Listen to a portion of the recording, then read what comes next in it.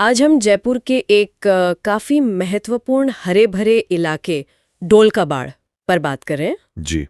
खबरों के मुताबिक वहाँ एक यूनिटी मॉल बनाने का प्लान है और इसके लिए कहा जा रहा है कि 450 से ज्यादा पेड़ काटे जा सकते हैं। हाँ, ये खबरें आ रही हैं। तो हमारे पास इस पर हुई कुछ चर्चाओं के मुख्य बिंदु हैं। हम कोशिश करेंगे कि इस पूरी स्थिति को समझें, इसका पर्यावरण पर क्या असर हो सकता है और क्या सवाल उठ रहे हैं। तो चलिए इस मामले के तह तक चलते हैं। बिल्कुल। और देखिए, ये मामला सिर्फ पेड़ों की गिनती भर का नहीं है। अच्छा। हाँ, ये दिखाता है कि कैसे शहरों की प्लानिंग में अक्सर तुरंत के जो आर्थिक फायदे दिखते हैं, उन्हें लंबे समय की जो पर्यावरण की स्थिरता है या वहाँ के लोगों की जो इच्छाएं हैं, उन पर तरजीह दे दी जाती है। ये शहर के एक अहम ग्रीन बेल्ट और उसके पूरे इकोसिस्टम का सवाल है असल में। तो जरा विस्तार से बताइए, अभी की स्थिति क्या है? ये डोलकाबाड़ ठीक कहाँ पर है जयपुर में, और कितने पेड़ कटने की बात है पक्के तौर पर? देखिए, ये जयपुर में द्रव्यवती नदी के पास है। करीब 100 एकड़ का ग्रीन बेल्ट है ये। 100 एकड़ काफी बड़ा इलाका है। हाँ, काफी बड़ा।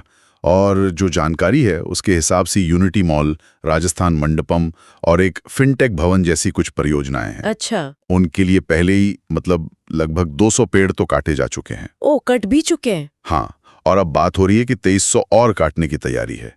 तो कुल मिलाकर वही 2500 का आंकड़ा बनता है। 2500 पेड़? इसका पर्यावरण भी क्या असर पड़ेगा?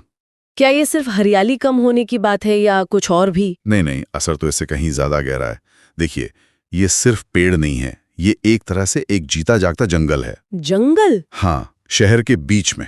हाँ, कह सकते हैं ये 85 से ज्यादा पक्षियों की प्रजातियों का घर है। 85 से ज्यादा? जी। और इनमें कुछ तो काफी दुर्लभ पक्षी भी हैं, जैसे गोल्डन ऑरियल है, स्काई वॉपलर, इंडियन व्हाइट आई। ये ऐसे पक्षी हैं जो शायद शहर में कहीं और इतनी आसानी से नहीं दिखते। ये तो महत्वपूर्ण बात है। और वो जो ऑक्सीजन और कार्बन डाइऑक्साइड वाला हिसाब बताया जाता है, वो कितना बैठता है इतने पेड़ों के लिए अंदाजन? हाँ, एक मोटा अनुमान यह है कि एक औसत पेड़, एक ठीक-ठाक साइज का पेड़, साल में करीब 100 किलो ऑक्सीजन देता है। 100 किलो एक पेड़ से? हाँ, और करीब 21 किलो कार्बन डाइऑक्साइड सोख लेता है। तो अगर हम 2550 पेड़ों का हिसाब लगाएं, तो ये तो बहुत ज्यादा हो गया। बिल्कुल।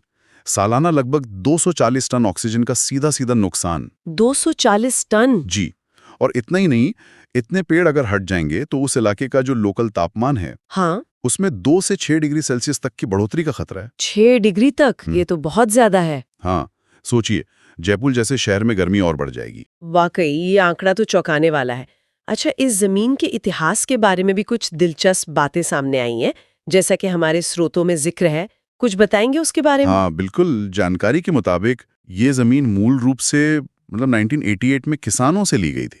किसानों से? किस लिए? उस वक्त जेमस्टोन इंडस्ट्री के लिए इसे अधिग्रहित किया गया था। अच्छा, जेमस्टोन की। हाँ, लेकिन फिर बाद में शायद लीज मनी वगैरह जमा नहीं हुई तो वो आवंटन रद्द कर दिया गया।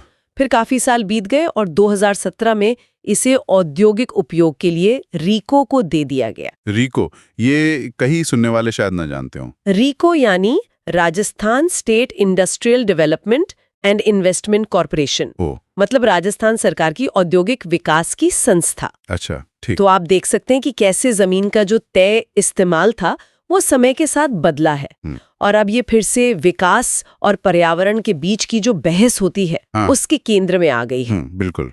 और जब ये सब चल रहा था, मतलब जमीन रीको को दी गई, मॉल का प्लान बना, क्या उस वक्त स्थानीय लोगों या पर्यावरण के जानकारों की तरफ से कोई प्रतिक्रिया आई, कोई सुझाव दिए गए? हाँ, जानकारी तो यही कहती है कि लोगों ने और कुछ समूहों ने विकल्प सुझाए थे। जैसे कि यहाँ एक बायोडाइवर्सिटी पार्क बना दिया जाए, पक्षियों को देखने के लिए बर्ड वॉचिंग टावर लगा दिए जाएं, या क्लाइमेट चेंज पर एक म्यूजियम बन जाए। इस तरह के सुझाव थे। ये तो काफी अच्छे सुझाव लगते हैं। फिर क्या हुआ उनका? ऐसा लगता है कि इन सुझावों पर ज्यादा ध्यान नहीं दिया गया, और यहीं पर वो सवाल उठता है पारदर्शिता का, जनसुनवाई का। यानी लोगों की बात नहीं सुनी गई। लगता तो यही है। और देखिए, सुझावों को नजरअंदाज करना सिर्फ एक प्रक्रिया की कमी नहीं है। ये भी दिखाता है कि जो निर्णय लेने की प्रक्रिया है, उसमें स्थानीय ज्ञान को, समुदाय की सोच को कितना कम महत्व दिया जा रहा है। ये तो चिंता की बात है। तो जब लोगों के सुझावों को सुना ही नहीं गया, तो क्या आप कोई वैकल्पिक समाधानों पर गंभीरता से विचार होने की उम्मीद है? क्या स्रोतों में कुछ ठोस विकल्पों का जिक्र है? हाँ, कुछ विशेषज्ञों ने रास्ते तो सुझाए हैं। एक तो ये है, जो शायद सबसे सीधा लगता है, कि यूनिटी मॉल जैसी बड़ी परियोजना को किसी ऐसी जगह ले जाया जाए जहां पर्यावरण पर असर कम से कम हो। मतलब लोकेशन ही बदल दी जाए। हाँ, जाहिर है इसके अपने चैलेंज होंगे, नई जगह ढूंढना, वहां की स्थिति देखना, लेकिन ये एक विकल्प है जिस पर विचार होना चाहिए। ठीक है, जगह बदलना एक विकल्प है। और अगर मान लीजिए सरकार या रीको ये तय करते हैं कि निर्माण यहीं करना है, तो क्या कोई बीच का रास्ता है? हाँ, दूसरा रास्ता ये है कि अगर निर्माण यहीं होना है तो फिर इको फ्रेंडली तकनीक अपनाई जाए। मतलब ऐसी बिल्डिंग बने जो पर्यावरण के लिहाज से बेहतर हो। जैसे कि क्या मतलब है इको फ्रेंडली तकनीक से? यहाँ बने लेकिन आसपास हरियाली भी बचाई और बढ़ाई जाए। हाँ, कुछ इस तरह का संतुलन। लेकिन सबसे अहम बात फिर वही है, पूरी प्रक्रिया में पारदर्शिता होनी चाहिए और लोगों की बात, उनके सुझावों को गंभीरता से सुना जाना चाहिए। तो संक्षिप्त में कहें तो डोल का, बाढ़ का ये जो पूरा मामला है, ये एक तरह से एक आईना दिखाता है कि कैसे विकास की जरूरतें और पर्यावरण को बचाने की जो चुनौती है, हाँ, उनके बीच संतुलन खोजना कितना मुश्किल और कितना जरूरी है। बिल्कुल सही कहा।